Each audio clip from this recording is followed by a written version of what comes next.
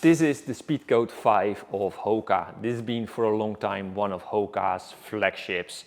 A friend of mine recommended these shoes for me to try out. She runs ultras on them. Will I do that as well? Keep watching. Let's start with the very simple basics. How do they fit? This is a size 48. I wouldn't buy a size 48 again because for me they feel very small, not just in the length. If you compare them, for instance, with the Brooks, you can already see it. Like this part of the Hoka is way more pointy than the Brooks. Brooks runs wider, so you have more room for your small toe. If you go for the Ultra, which is kind of a barefoot shoe with cushioning in the sense that your forefoot can actually move in the toe box, you see that the difference is extreme. This stays very, very wide. This becomes very pointy. So this doesn't give your foot the spring option it actually has to do. So my small toe is all the time squeezed against the side. The last thing is like the Hoka really presses from the top down on my big toe, and you kind of like the height of the Ultra compared to the Hoka. I think this is almost like half a centimeter more. I have room for my big toe height-wise. So they're not just small in length, they're not just small in the width, they're also like very, very flat, squeezing my feet. It's a neutral shoe. There's the option for the normal wide or extra wide. It's 291 grams and it has a Vibram sole which has a grip for all kinds of terrain.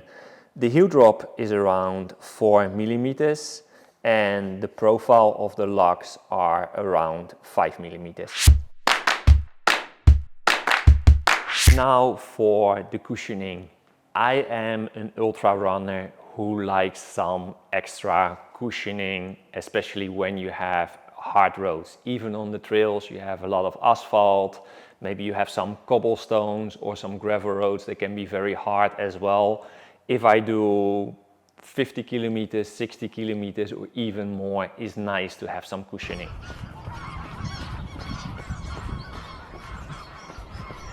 The cushioning of the Speedgoat is nice. It has a pretty thick sole, but if you compare it, for instance, with the Caldera sole is way thicker. It will be more in the range of the Superfly of Enough. It has like the same thickness of cushioning, although these are hard in the beginning, but then become nicer. Another shoe you can compare it with is the Ultra. Ultra has kind of like the same thickness of shoe, but this shoe gives you more cushioning for the feeling. So I use them with different distances. Short distances, I did 20, 30, 40 on them. I wouldn't use them for anything more than 25 kilometers. After that, I start to feel my knees, I start to feel my heels. So I wouldn't use it as an ultra running shoe, maybe a half marathon shoe. The cushioning is also my first point of critique. I like to run 500 kilometers on a shoe before I do a review. I only done 325, 350 on this one according to my Strava. The cushioning is gone. When I run here on my local trails, I have about 300 meters on concrete before I get onto the mud, mostly. They don't give me anything of cushioning anymore, and it already started to happen around 300 kilometers. I think a shoe should last for at least 1,000 to 1,500 kilometers.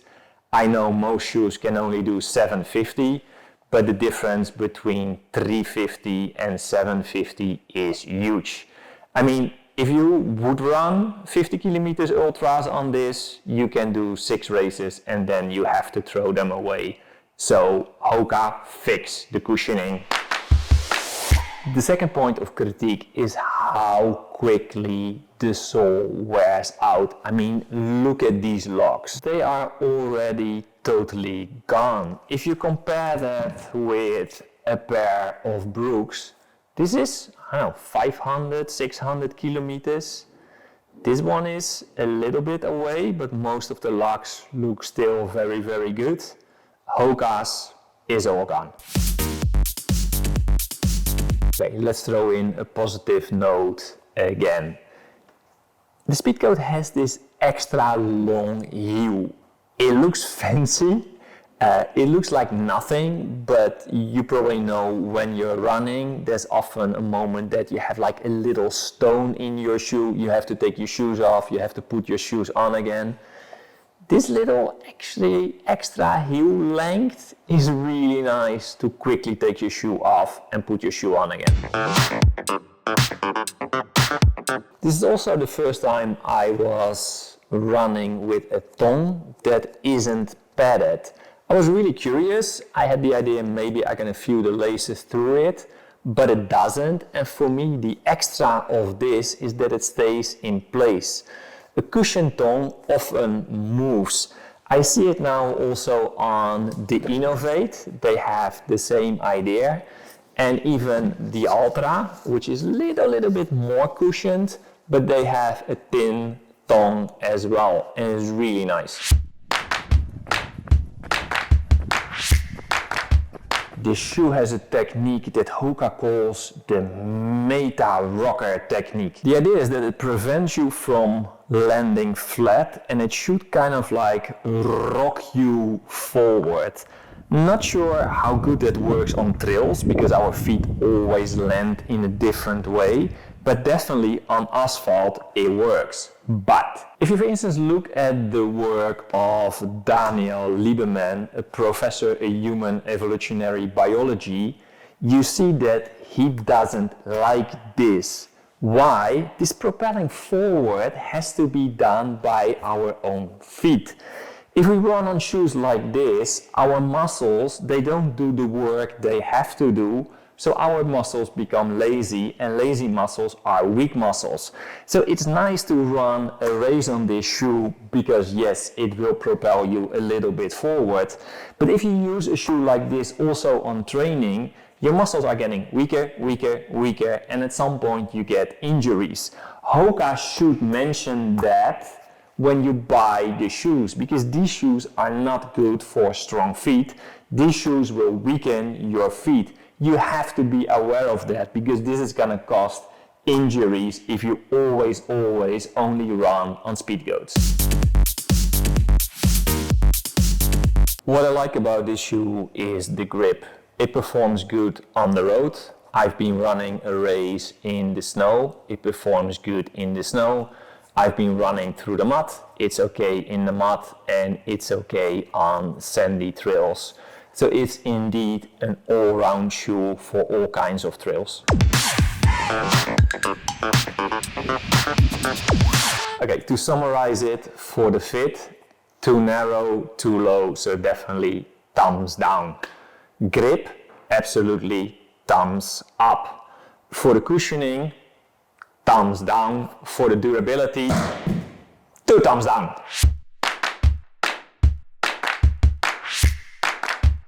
So this is the second shoe I'm reviewing. I did the Brooks Caldera. At this moment, this is number 1.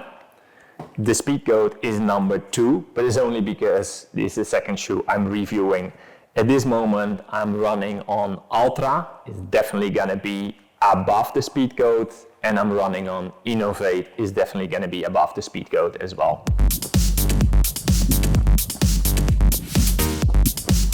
I'm gonna give Hoka one more chance. I bought the Stinson, so I'm gonna try them out.